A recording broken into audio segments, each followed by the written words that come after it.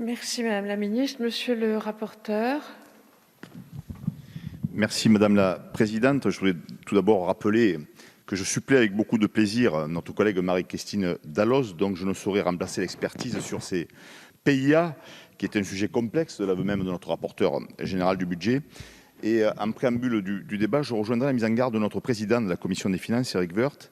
Attention à l'enchevêtrement des plans, PIA, plan de relance, France 2030. Il faut une clarification du gouvernement quant à leur articulation, leur évaluation et leur gouvernance.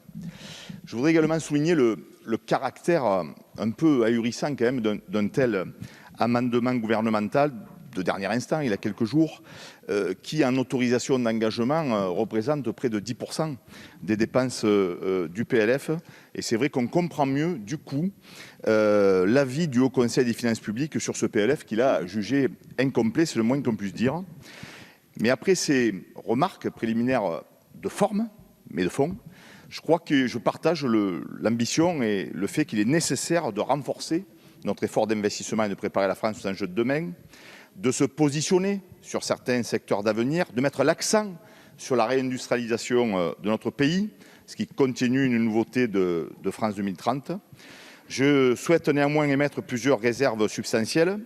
En premier lieu, ne soyons pas dupes sur le fait que la France 2030 s'inscrit dans un contexte de campagne électorale.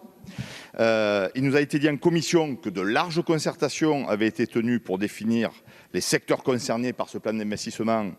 Je ne fais pour ma part pas du tout le même constat.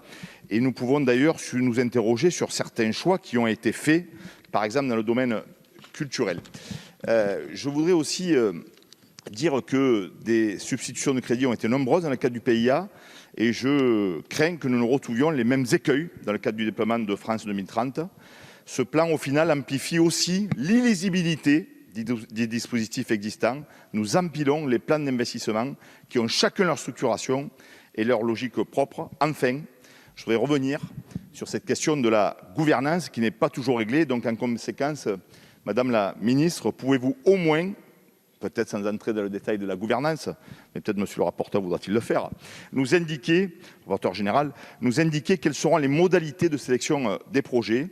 Pour toutes ces raisons, j'émets à titre personnel un avis favorable assorti de ces nombreuses réserves, cet amendement n'ayant pas été examiné par la Commission. Merci, monsieur le rapporteur.